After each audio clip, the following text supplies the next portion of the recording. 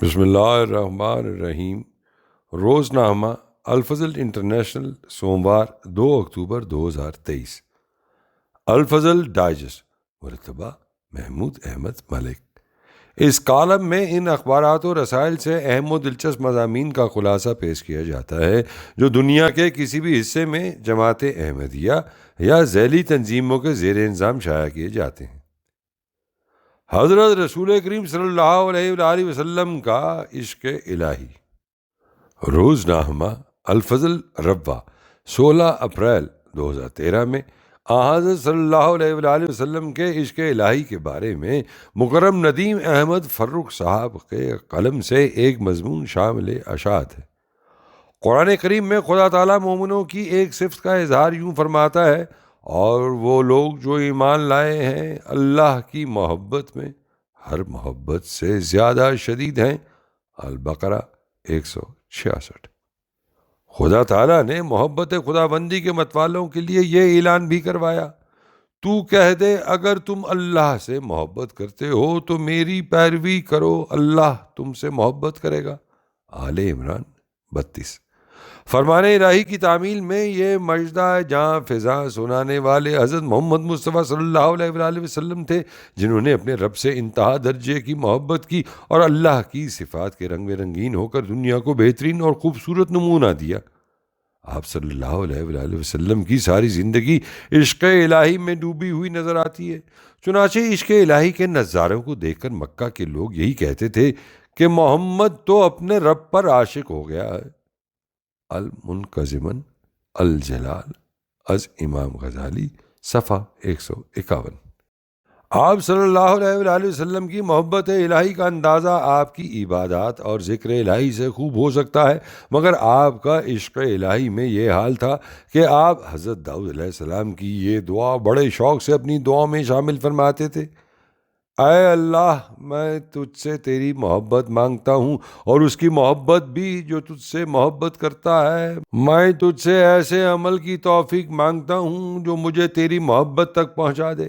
اے اللہ، اپنی اتنی محبت میرے دل میں ڈال دے جو میری اپنی ذات، میرے مال، میرے اہل اور ٹھنڈے پانی سے بھی زیادہ ہو۔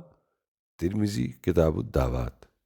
اور پھر محبت الہی کے حصول کے لیے آپ صلی اللہ علیہ وآلہ وسلم نے خود بھی جو دعا سکھلائی وہ بلا شبہ حضرت داؤد علیہ السلام کی دعا سے کہیں بڑھ کر ہے۔ آپ صلی اللہ علیہ وآلہ وسلم اپنے مولا کے حضور دعا گو ہیں، اے اللہ، مجھے اپنی محبت عطا کر اور اس کی محبت جس کی محبت مجھے تیرے حضور فائدہ بخشے۔ اے اللہ، میری دل پسند چیزیں جو تو مجھے عطا کرے ان کو اپنی محبوب چیزوں کے حصول کے لیے قوت کا ذریعہ بنا دے، اور میری وہ پیاری چیزیں جو تو مجھ سے علیحدہ کر دے ان کے بدلے اپنی پسندیدہ چیزیں مجھے عطا فرما دے۔ ترمذی کتاب الدعوات۔ عشق الہی میں آپ صلی اللہ علیہ وآلہ وسلم کی حالت یہ تھی کہ دنیا سے بے پرواہ ہو کر رات کو صبح تک یوں عبادت کرتے تھے کہ بعض دفعہ آپ کے پاؤں مبارک سوج جاتے تھے اور آپ کو دیکھنے والوں کو آپ کی حالت پر رحم آتا تھا۔ جیسا کہ حضرت عائشہ رضی اللہ تعالیٰ عنہ نے ایک ایسے ہی موقع پر کہا، یا رسول اللہ، آپ تو خدا تعالیٰ کے پہلے ہی مقرب ہیں، آپ اپنے نفس کو اتنی تکلیف کیوں دیتے ہیں؟ تو آپ نے فرمایا، اے عائشہ، کیا میں شکر گزار بندہ نہ بنوں؟ ایک سچے عاشق کی طرح جب بھی اپنے معشوق کے گھر سے بلاوا سنتے تو لبیک کہتے ہوئے حاضر ہو جاتے۔ اپنی امت کو تو یہ سہولت دے دی کہ جب کھانا چنا جا چکا ہو تو کھانے سے فارغ ہو کر نماز ادا کر لو، مگر اپنا یہ حال تھا کہ بلال کی آواز سنی تو صرف اتنا کہا، اسے کیا ہوا، اللہ اس کا بھلا کرے، اور اگلے ہی لمحے وہ چھری وہیں رکھ دی جس سے بھنا ہوا گوشت کاٹ رہے تھے اور نماز کے لیے تشریف لے گئے۔ ابو داؤد کتاب الطہارت۔ بیماری میں بھی نماز ضائع نہ ہونے دیتے تھے۔ ایک دفعہ گھوڑے سے گر جانے کے باعث جسم کا دایاں پہلو شدید زخمی ہو گیا، کھڑے ہو کر نماز نہ ادا فرما سکتے تھے، چنانچہ بیٹھ کر نماز پڑھائی، مگر با جماعت نماز میں ناغہ نہ فرمایا۔ بخاری کتاب المرضى۔ آپ صلی اللہ علیہ وآلہ وسلم خوشی کی حالت میں بھی یاد الہی سے غافل نہ ہوتے اور نہ ہی غمی کے مواقع پر۔ نہ سفر میں یا حضر میں، بلکہ جیسے بھی آپ کو اطلاع ہوتی تو خدا کے حضور حاضر ہو جاتے۔ صحت کی حالت ہو یا بیماری کی، آپ ذکر الہی سے کبھی غافل نہ ہوتے۔ غزوہ احد کی شام جب لوہے کے خود کی کڑیاں دائیں رخسار میں ٹوٹ جانے سے بہت سا خون بہہ چکا تھا، آپ صلی اللہ علیہ وآلہ وسلم زخموں سے نڈال تھے، اور 70 اصحاب کی شہادت کا غم کہیں بڑھ کر اور اعصاب شکن تھا۔ اس روز بھی بلال کی اذان پر نماز کے لیے تشریف لے گئے۔ آخری بیماری میں تپے محرقہ میں مبتلا تھے، مگر فکر تھی تو نماز کی۔ گھبراہٹ کے عالم میں بار بار پوچھتے، کیا نماز کا وقت ہو گیا؟ بتایا گیا کہ لوگ آپ کے منتظر ہیں۔ بخار ہلکا کرنے کی خاطر فرمایا، پانی کے مشکیزیں میرے اوپر ڈالو۔ تعمیل ارشاد ہوئی، پھر غشی طاری ہو گئی، پھر ہوش آیا تو پوچھا، نماز ہو گئی؟ جب پتہ چلا کہ اصحاب انتظار میں ہیں تو فرمایا، مجھ پر پانی ڈالو۔ تعمیل کی گئی، بخار کم ہوا تو تیسری بار نماز کے لیے جانے لگے، مگر نقاہت کے باعث نیم غشی کی کیفیت طاری ہو گئی اور آپ صلی اللہ علیہ وآلہ وسلم مسجد تشریف نہ لے جا سکے۔ بخاری کتاب المغازی۔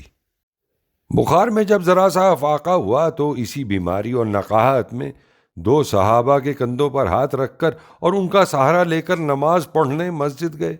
حالت یہ تھی کہ پاؤں زمین پر گھسٹتے جا رہے تھے۔ حضرت ابو بکر نماز پڑھا رہے تھے، آپ نے ان کے بائیں پہلو میں بیٹھ کر نماز پڑھائی اور یوں آخری دم تک عبادت الہی کا حق ادا کر کے دکھا دیا۔ بخاری کتاب الاذان۔ عشق حقیقی کی ایک علامت یہ بھی ہوتی ہے کہ انسان اپنے محبوب سے منسوب ہر چیز سے محبت کرتا ہے۔ چنانچہ رسول خدا صلی اللہ علیہ وآلہ وسلم کلام الہی سے بے انتہا محبت کرتے تھے۔ خدا تعالیٰ کا کلام سنتے تو بے اختیار آپ کی آنکھوں میں آنسو آ جاتے، خصوصاً وہ آیات جن میں آپ کو اپنی ذمہ داریوں کی طرف توجہ دلائی گئی ہے۔ چنانچہ عبداللہ بن مسعود رضی اللہ تعالیٰ عنہ روایت کرتے ہیں کہ ایک دفعہ رسول اللہ صلی اللہ علیہ وآلہ وسلم نے فرمایا، قرآن شریف کی کچھ آیات مجھے سناؤ۔ میں نے اس کے جواب میں کہا، یا رسول اللہ، قرآن تو آپ پر نازل ہوا ہے، میں آپ کو کیا سناؤں؟ فرمایا، میں پسند کرتا ہوں کہ دوسرے لوگوں سے بھی پڑھوا کر سنوں۔ اس پر میں نے سورہ النساء پڑھ کر سنانی شروع کی۔ جب اس آیت پر پہنچا کہ فَكَيْفَ إِذَا جِئْنَا، تو آپ صلی اللہ علیہ وآلہ وسلم نے فرمایا، بس کرو بس کرو۔ میں نے آپ صلی اللہ علیہ وآلہ وسلم کی طرف دیکھا تو آپ کی آنکھوں سے آنسو رواں تھے۔ بخاری کتاب فضائل القرآن۔ حضرت ابو ہریرہ رضی اللہ تعالیٰ عنہ بیان کرتے ہیں کہ ایک سفر میں رسول اللہ صلی اللہ علیہ وآلہ وسلم کے ساتھ مجھے رات گزارنے کا موقع ملا۔ آپ صلی اللہ علیہ وآلہ وسلم نے بسم اللہ کی تلاوت شروع کی اور رو پڑے اور روتے روتے گر گئے۔ پھر 20 مرتبہ بسم اللہ پڑھی اور ہر بار روتے روتے گر پڑتے تھے، اور آخر پر فرمایا، وہ شخص بڑا ہی نامراد ہے جس پر رحمان اور رحیم خدا بھی رحم نہ کرے۔ الوفا باحوال المصطفیٰ لا بن جوزی۔ نبی کریم صلی اللہ علیہ وآلہ وسلم کے عشق الہی کی انتہا کا اندازہ اس بات سے لگایا جا سکتا ہے کہ مکہ کے ظالموں نے اپنے ظلم کی آپ صلی اللہ علیہ وآلہ وسلم پر انتہا کر دی، ہر طرح کے مظالم کا آپ کو نشانہ بنایا، مگر اس وقت تک آپ نے مکہ کو نہ چھوڑا جب تک کہ خدا تعالیٰ نے وحی کے ذریعے مکہ چھوڑنے کا حکم نہ دیا۔ اس سے قبل اہل مکہ کے ظلموں کی شدت دیکھ کر جب صحابہ کو حبشہ کی طرف ہجرت کرنے کی اجازت دے دی تو اصحاب رسول نے خواہش ظاہر کی کہ آپ صلی اللہ علیہ وآلہ وسلم بھی ان کے ساتھ چلیں، تو آپ نے فرمایا کہ مجھے ابھی تک خدا تعالیٰ کی طرف سے اذن نہیں ملا۔ حضور صلی اللہ علیہ وآلہ وسلم تنہا دشمنوں کے درمیان رہے، صرف اس لیے کہ خدا کی طرف سے حکم نہیں ہوا تھا، اور پھر جب مکہ والے لشکر بن کر مدینہ میں مسلمانوں پر ٹوٹ پڑنے کو تیار تھے تو اس وقت بھی جب خدا نے مسلمانوں کو جہاد کی اجازت دے دی تو آپ صلی اللہ علیہ وآلہ وسلم مقابلہ کے لیے نکلے۔ غرض ہر موقع پر آپ صلی اللہ علیہ وآلہ وسلم اپنے محبوب کے حکم یعنی اذن الہی کے منتظر رہے اور کبھی کوئی قدم خود سے نہ اٹھایا، بلکہ آپ صلی اللہ علیہ وآلہ وسلم کے عشق الہی کا اظہار آپ کی طرف سے اللہ تعالیٰ کے احکام کی بجا آوری سے خوب ہوتا ہے کہ جس کی مثال نہیں ملتی۔ چنانچہ جب سورہ النصر میں افواج کے اسلام میں داخلے پر استقبال کی خاطر اللہ کی تسبیح و حمد اور استغفار کرنے کا حکم ہوا تو حضرت عائشہ رضی اللہ تعالیٰ عنہ فرماتی ہیں اس کے بعد رسول اللہ صلی اللہ علیہ وآلہ وسلم کی کوئی نماز خالی نہ جاتی تھی جس میں آپ یہ کلمات نہ پڑھتے ہوں کہ اے اللہ تو پاک ہے، اے ہمارے رب اپنی حمد کے ساتھ اے اللہ مجھے بخش دے۔ بخاری کتاب الاذان۔ نبی کریم صلی اللہ علیہ وآلہ وسلم کے عشق الہی کا اندازہ اس بات سے بھی ہوتا ہے کہ آپ کے دل میں اللہ کے نام کا اس قدر احترام تھا کہ حضرت ابن عباس رضی اللہ تعالیٰ عنہ بیان کرتے ہیں کہ ایک دفعہ کسی صحابی نے حضور سے عرض کیا کہ وہی ہوا جو اللہ اور آپ نے چاہا۔ رسول کریم صلی اللہ علیہ وآلہ وسلم نے فرمایا تم نے مجھے خدا کے برابر ٹھہرا دیا ہے، گویا صرف ماشاء اللہ کہو کہ یہی کامل توحید ہے۔ مسند احمد جز اول۔ نبی کریم صلی اللہ علیہ وآلہ وسلم نے ساری زندگی عشق الہی میں ڈوبی ہوئی گزاری اور توحید کے قیام میں پورا زور لگایا اور شرک سے انتہائی نفرت کی، حتیٰ کہ وفات کے وقت جب آپ صلی اللہ علیہ وآلہ وسلم جان کندنی کی حالت میں تھے تو کبھی دائیں کروٹ لیتے اور کبھی بائیں اور فرماتے جاتے خدا لعنت کرے ان یہود و نصارہ پر جنہوں نے اپنے نبیوں کی قبروں کو مسجد بنا لیا ہے، یعنی وہ نبیوں کی قبروں پر سجدہ کرتے ہیں اور ان سے دعائیں کرتے ہیں۔ اسی طرح جب غزوہ احد میں کفار مکہ کے درہ احد سے دوبارہ حملے کے بعد مسلمانوں کو ہزیمت اٹھانی پڑی، اس دوران 70 مسلمان شہید ہوئے تھے، خود رسول اللہ کی شہادت کی خبر پھیل گئی تھی۔ دشمن اس خوشی میں لگا ہوا تھا کہ ہم نے مسلمانوں کی طاقت کو توڑ کے رکھ دیا ہے، تو ابو سفیان مسلمانوں سے مخاطب ہو کر کہنے لگا کیا تم لوگوں میں محمد موجود ہے؟ رسول اللہ صلی اللہ علیہ وآلہ وسلم نے ازراہ مصلحت خاموشی کا فرمایا کہ جواب دینے کی کوئی ضرورت نہیں ہے۔ پھر ابو سفیان بولا کیا تم میں ابو قحافہ کا بیٹا یعنی ابو بکر موجود ہے؟ رسول اللہ نے پھر فرمایا جواب نہ دو۔ پھر ابو سفیان بولا کیا تم میں عمر ہے؟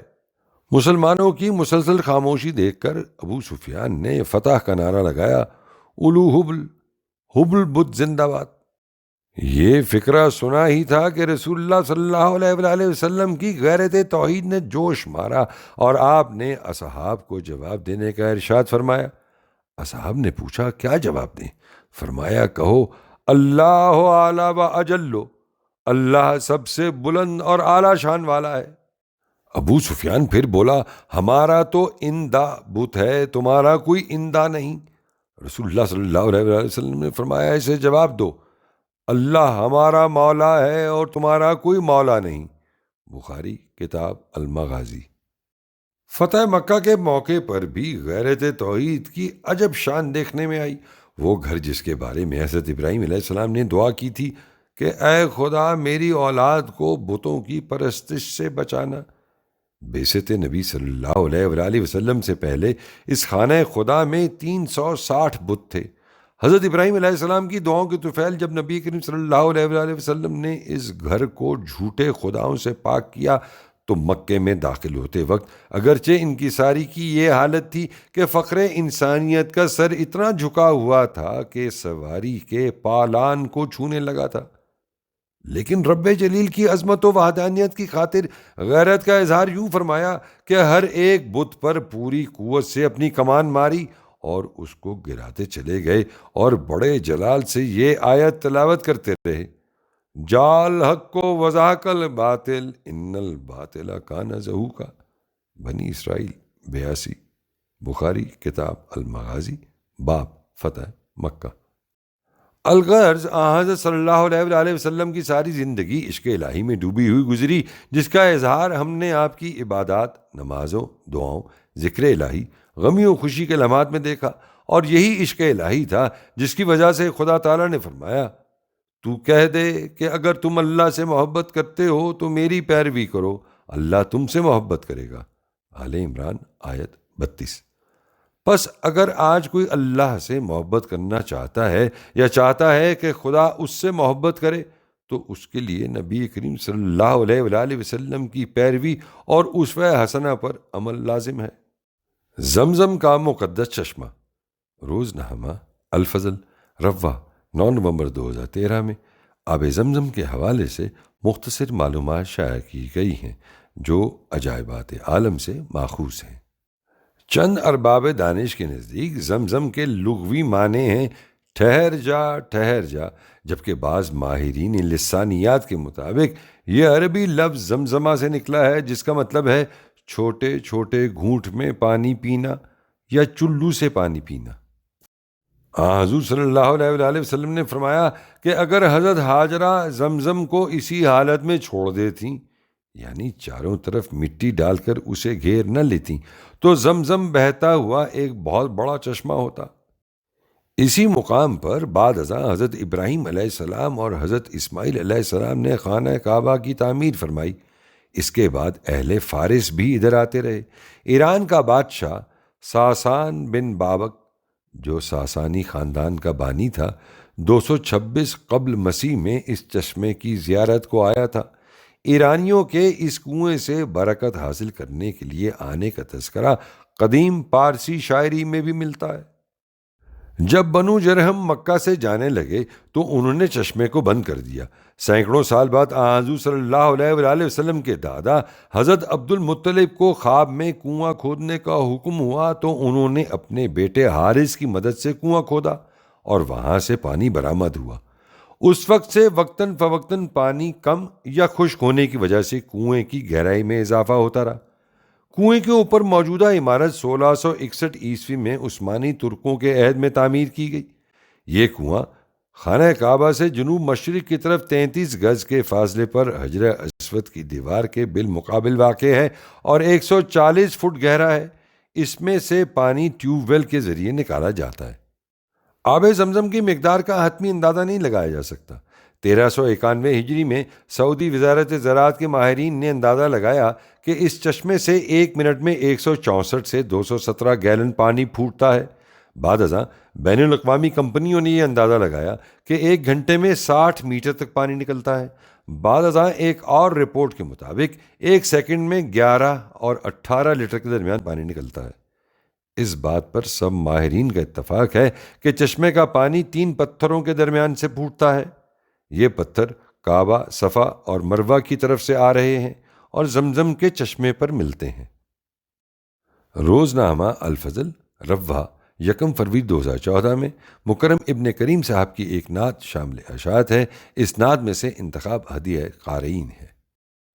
میری ورد زباں ہے یہی ایک کلام، اس پہ لاکھوں درود اور کروڑوں سلام، سب سے افضل تری ہیں اسی کا مقام، مالا جپتا ہوں ان کی بسط احترام، اس نے روشن کیے سب ہیں کون و مکان، وہ ہے نور مجسم وہ خیر الانام، وہ ہے ختم رسل رحمت کل جہاں، اس پہ بھیجو درود اس پہ لکھو سلام، اس کی قسمت میں لکھی ہے فتح مبین، کفر و باطل کو اس نے کیا زیر دام۔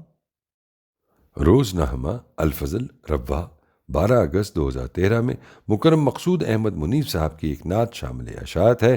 اس نعت میں سے انتخاب ہدیہ قارئین ہے۔